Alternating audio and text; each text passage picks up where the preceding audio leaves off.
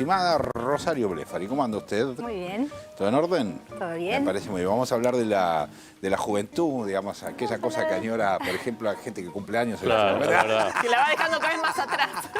Ya no me acuerdo. Ya no se acuerda más, No me acuerdo. Cuéntenos un poco, a ver. Me gustaría que fuéramos a pasear por algunos cafés primero. Sí. Para recordar la juventud en todo caso. Sí, también. ¿No nos frustrará eso? ¿Podemos? No, de Dale, ninguna vamos manera. a ver entonces el informe, dale.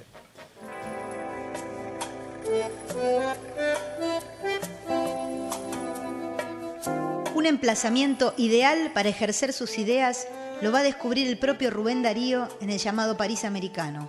Esa ciudad de Buenos Aires que a fines del siglo XIX constituía la principal capital del hemisferio sur y la segunda en el orbe latino, por su crecimiento económico y su receptividad sociocultural. Dentro del ámbito porteño, los clubes selectos estaban siendo sustituidos por democráticos cafés, donde en medio de chanzas y fumadas se reaccionaba contra una sociedad veleidosa, con el secreto imán de la bohemia, al decir de José Ingenieros, que perseguía, entre otros anhelos, un cambio más justo para el continente americano. En esa fascinante urbe cosmopolita, Darío se incorpora al grupo del Ateneo, donde, con el elemento más juvenil, oriundo de distintos países latinoamericanos y europeos, alborotó la atmósfera, con proclamaciones de libertad mental frente al anquilosamiento académico y al dogmatismo hispano. Así lo resumía más tarde el mismo Darío.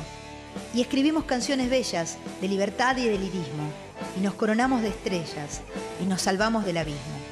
En una cervecería porteña, el poeta nicaragüense redacta casi todos los pasajes de prosas profanas y su famoso responso a Verlaine, en mesas donde se mezclaban todas las clases y las razas y bullía una babel de idiomas entre el ruido de platos y de tazas sobre las oscuras mesas de roble.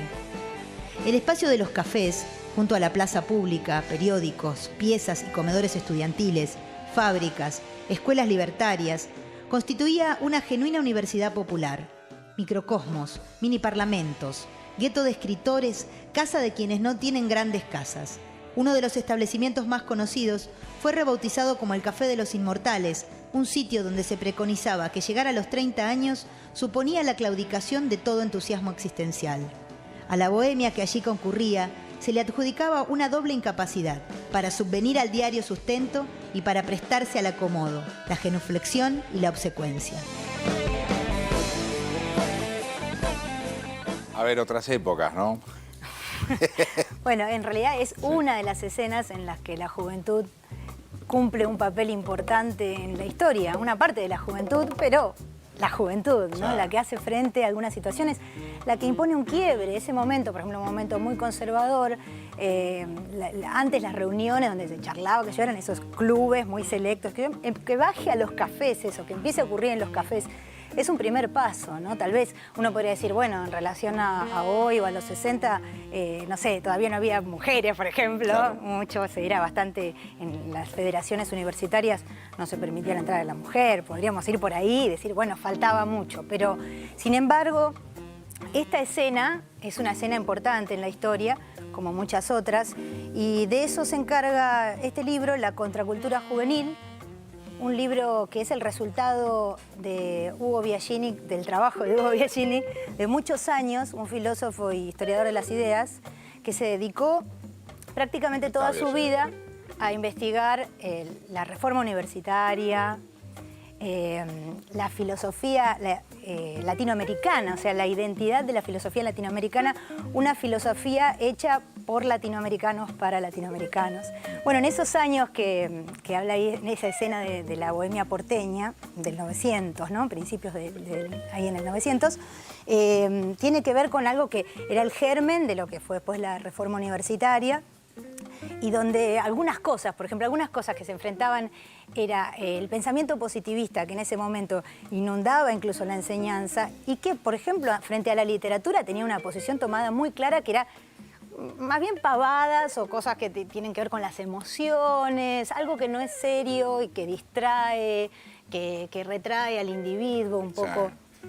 Bueno, algunos otros aspectos del positivismo que inundaban, que podríamos hablar largo rato sobre eso, pero fueron los jóvenes, fueron esos primeros jóvenes que estaban en esos bares los que reaccionaban, ¿no? ¿Cómo? O sea, la literatura, el arte, no, la locura, lo acercaban a la locura como algo que tiene que estar fuera de los intereses universitarios, por Debe ejemplo. haber sido súper rupturista, me imagino años 20, digamos, siglo Sí, XX, los primeros años. Los primeros años. Inclusive me estaba acordando de, vamos a decir, el movimiento de Valle de Ordóñez en Uruguay, en donde se propone toda una reforma universitaria, un rol de la mujer distinto, toda una serie de modificaciones que son muy importantes, que armaban un clima también de mucha ruptura, en un momento en el que empezaba a haber rupturas en el mundo. Había rupturas en la música, había rupturas en la literatura, en la filosofía, en el psicoanálisis, que empiezan a irrumpir en ese momento y te dice, vos no sos lo que sos, en realidad tu inconsciente es lo que sos, lo que pasa es que para eso te tengo que ayudar a pensarlo, etcétera. Empezaban a aparecer una serie de,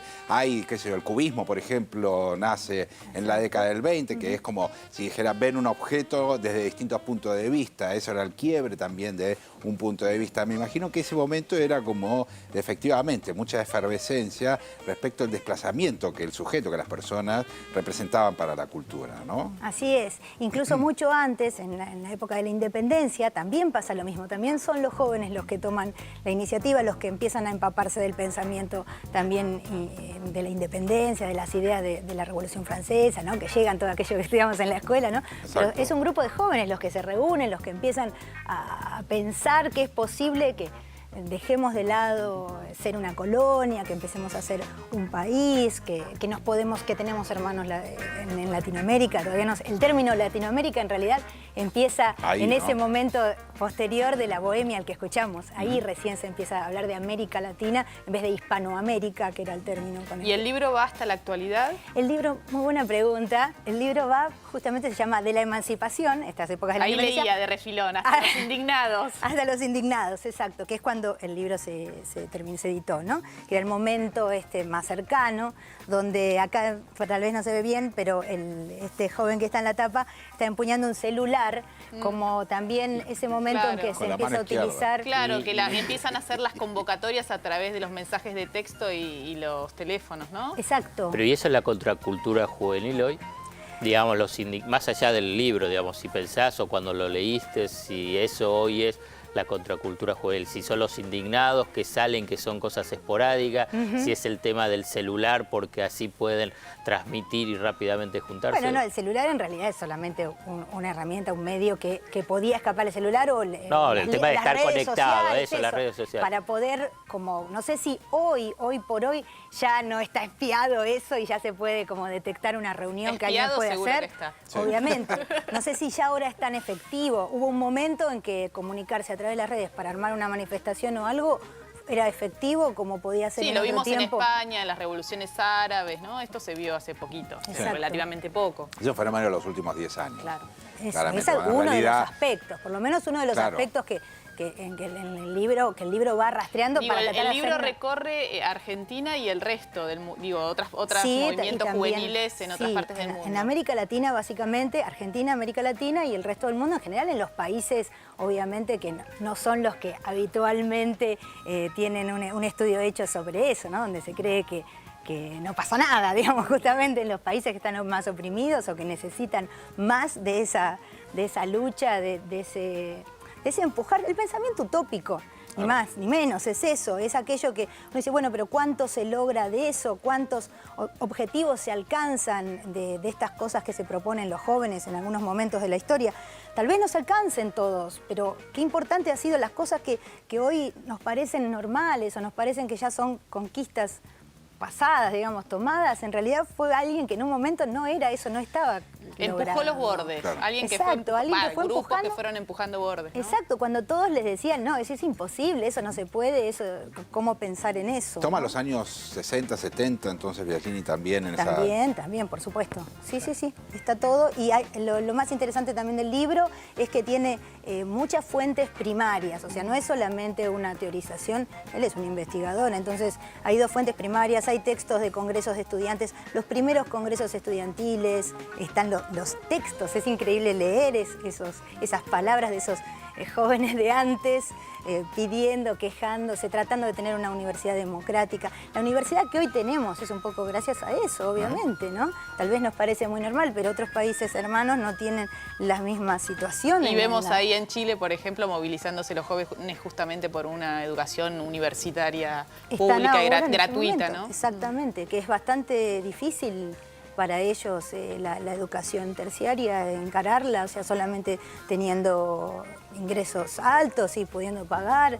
O sea, bueno, hay muchas polémicas al respecto y todo, pero es evidente que muchas de las conquistas de hoy tienen que ver con cosas donde hubo jóvenes involucrados y que impulsaron esas conquistas. Y se arriesgaron, incluso ante el riesgo de la muerte misma, ¿no? Sí. Ya lo sabemos. Sí, la osadía de la juventud. Está bueno. ¿Es para leerlo en dónde? Tengo muchas cosas para decir al respecto, pero no tenemos tiempo.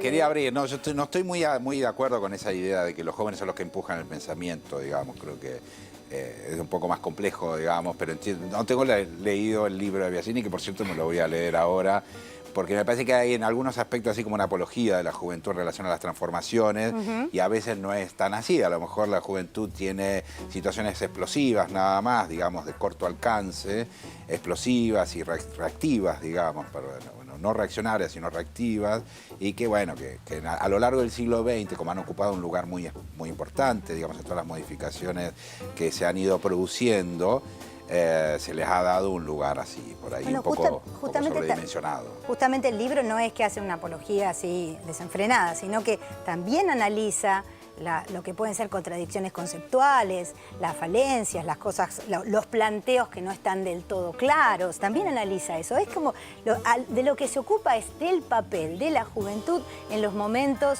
en que el pensamiento utópico se necesita e impulsa. ¿Qué papel ha tenido la juventud? Está claro. Clasifíquelo, estimada Blech. Bueno, es para leer... en una plaza pública. En una plaza pública, en los bares, obviamente. En los bares, en la Plaza de Mayo, una cosa por el estilo. Está bueno. Gracias, Rosario. Señoras, nos vamos, señores también. Nos vamos a un corte, en un ratito volvemos. Dale.